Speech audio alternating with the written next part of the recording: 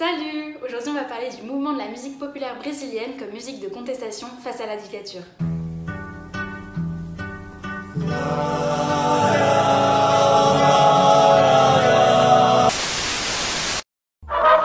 Nos termos do artigo 2º e seus parágrafos do Ato Institucional número 5, fica decretado... Se sente como quem partiu ou morreu, a gente estancou.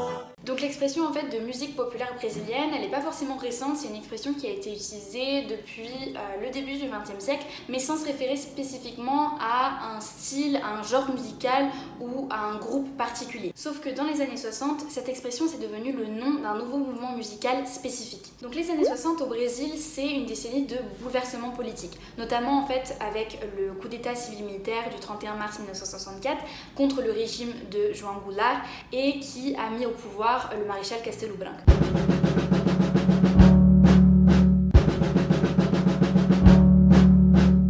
Mais c'est également l'avènement de la dictature avec une nouvelle constitution qui est entrée en vigueur en 1967 et la promulgation de l'acte institutionnel 5 qui a réprimé drastiquement les libertés et a élargi la répression politico-militaire. 20.000 pessoas foram torturadas, 7.000 exiladas e 400 mortas pelos militares.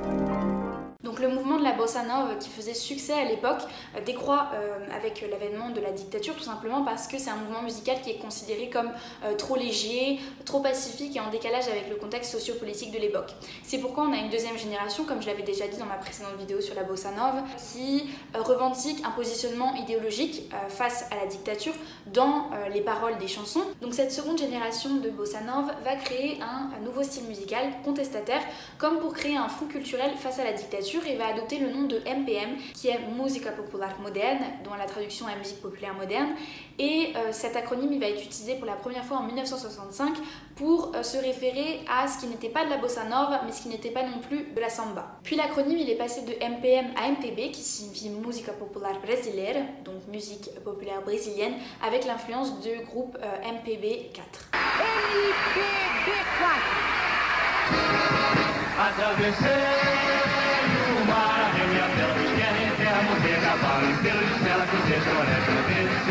Et en fait, on considère le début officiel de ce nouveau mouvement musical sous l'acronyme de MPB avec la musique Arrastão de Edu Lobo et Vinícius de Moraes, interprétée par Elis Regina au premier festival de la musique populaire brésilienne en 1965. Arrastão. Elis Regina.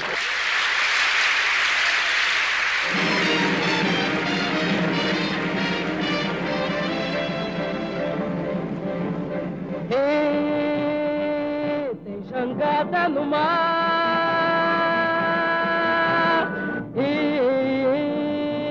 hoje tem arrastão.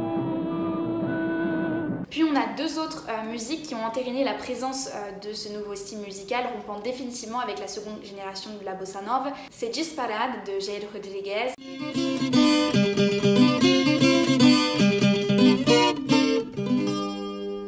Prepare o seu coração. E a banda de Chico Buarque. Chico Buarque de Holanda defende com Nara Leão a banda, uma das vencedoras do Viva e o Festival da Música Popular Brasileira. Estava à toa na vida, meu amor me chamou pra ver a banda passar cantando coisas de amor. Mais c'est à partir de ce moment que la musique populaire brésilienne n'est plus juste une expression, mais est apparue comme une référence à un nouveau style musical spécifique. Donc en quoi la musique populaire brésilienne est une musique de contestation? Donc la MPB dans ses débuts, elle a deux objectifs. Le premier c'est un retour aux racines, aux origines de la musique brésilienne. Donc c'est une tentative de créer une musique nationale à partir du folklore et des rythmes traditionnels des différentes régions du Brésil. Le deuxième objectif c'est une critique et la lutte contre le régime dictatorial et la censure. Donc les chansons deviennent des chansons protestataires et ça c'est un élément marquant des débuts de la MPB. Ce mouvement musical ça a notamment été l'un des principaux outils utilisés pour faire face à la dictature et pour la critiquer et la contester. Donc en somme, la MBP, c'est le marqueur d'un mouvement de contestation sociale voulant mettre en lumière les injustices, mais également de contestation politique, critiquant le régime dictatorial, critiquant la répression gouvernementale, la censure, mais critiquant également l'impérialisme américain. Mais comment critiquer publiquement un régime dictatorial avec une forte censure ? Ce qu'il faut savoir, c'est que la censure elle était déjà présente à partir du coup d'État de 1964. C'est juste qu'elle était modérée. Petit à petit, elle était de plus en plus sévère et elle s'est vue être institutionnalisée en 1972 avec la création de la DCDP, qui est la Divisão de Censura de Diversões Públicas, qui est un organe de censure officiel par lequel passaient toutes les productions culturelles produites dans le pays. C'est cette institution précisément qui approuvait ou non la diffusion publique et médiatique des productions culturelles. Usar a palavra liberdade, por exemplo, como nesta letra de Martinho da Vila, era garantia de veto. Luiz Airão teve uma música censurada porque escreveu sobre homossexualismo. Tim Maia foi vetado porque falou de anistia em plena ditadura. E Caetano Veloso porque os censores consideraram que a frase "A Rua Chile sempre chega para quem quer" era uma alusão ao país vizinho, que até 1973 vivia em uma démocratie. Donc en gros, quelconque musique ou production culturelle en général qui ne concordait pas avec l'opinion du régime était considérée comme subversif et était soumis à des punitions, donc principalement la censure des artistes, mais de la population en général, l'exil, la torture, l'emprisonnement et voire la mort. Nós fomos presos, ficamos 2 meses na cadeia, depois ficamos 4 meses confinados à cidade de Salvador. A gente tinha que se apresentar diariamente a um coronel e a solução que eles encontraram foi nos mandar para a Europa. Eles tiraram o nosso passaporte, nos trouxeram para o Rio, nos botaram dentro do avião. Literalmente, eu fui posto dentro do avião pelas autoridades do regime militar daquele período. Donc pendant la période qu'on appelle os anos de chumbo, qui signifie les années de plomb, qui est la période la plus répressive de la dictature militaire brésilienne de 1968 à 1974, où il y a eu une censure la plus sévère, les artistes, pour faire face à cela, ils ont dû utiliser dans leurs paroles des analogies, des métaphores, pour pouvoir critiquer le régime, la répression, tout en échappant à la censure. Et c'est exactement ce qu'ont fait les artistes du mouvement de la musique populaire brésilienne. On a par exemple la fameuse chanson Cálice de Chico Buarque et Gilberto Gil. Pai, afasta de mim esse cálice. Pai, afasta de mim esse cálice de vinho tinto de sangue. Donc petit à petit, ces chansons contestataires ont incarné ce mouvement de la MBP, un mouvement de résistance face à la répression. Et les compositions musicales brésiliennes ont pris un tournant beaucoup plus cohérent et pertinent face au contexte sociopolitique. Mais comment la musique populaire brésilienne s'est popularisée dans une période de régime dictatorial ? Ce qui est intéressant, c'est que même dans un contexte de censure, de nombreux artistes ont réussi à se produire dans des festivals qui ont réussi à avoir lieu.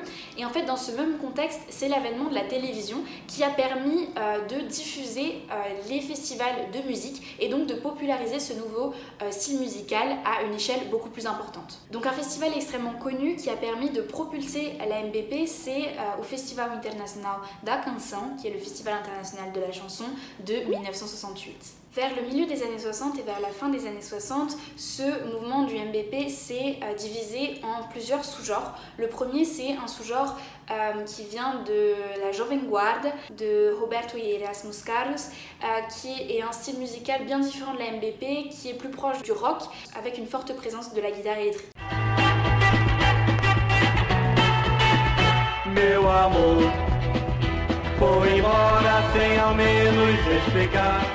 Le deuxième sous-genre, c'est le mouvement le plus important de la MBP, qu'on appelle le tropicalisme ou le tropicalia. Donc ce mouvement du milieu des années 60, il est considéré comme une réelle révolution et pas que du point de vue musical. C'est un bouleversement de la société, tant dans les arts graphiques, dans le design, dans la mode, dans les vêtements, dans la musique, mais également dans les comportements, dans les mœurs, dans la manière de se représenter son corps et dans les manières de s'habiller avec une forte influence hippie. On considère l'acte fondateur du tropicalisme la chanson de Caetano Veloso, Alegria, qui a été présentée au 3e festival de la musique populaire brésilienne en 1967.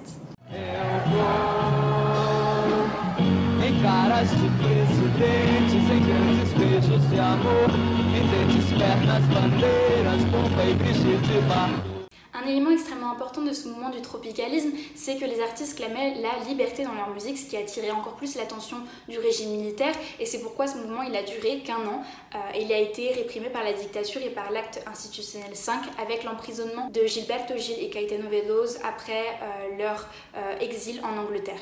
Mais en somme, le tropicalisme, c'est une réelle révolution culturelle, une révolution des mœurs qui a influencé toute une génération et qui a changé et modernisé non seulement le pays, mais également la culture nationale dans les années 60 et qui continue d'influencer de nombreux artistes encore aujourd'hui. On comprend bien que le mouvement de musique populaire brésilienne, c'est pas juste un mouvement musical, c'est un regroupement de mouvements culturels et artistiques qui va bien au-delà d'un simple genre musical. Mais qu'est-ce qui est devenu le mouvement de la musique populaire brésilienne aujourd'hui? Donc ce mouvement musical, il a subi plusieurs transformations au fil des décennies et actuellement il englobe en fait une grande variété de styles suivant les caractéristiques des différentes régions du Brésil. Si vous voulez découvrir un petit peu les artistes de MBP actuels, je vous dirais d'aller regarder Thiago York, mais aussi un autre artiste que j'adore particulièrement qui a sorti son album l'année dernière, c'est Fran, qui est également le petit-fils de Gilberto Gil. Et en fait pour finir, on peut considérer que tout ne peut pas être appelé comme de la MPB, mais que la MPB est un mouvement très hétérogène qui regroupe des influences et des styles très différentes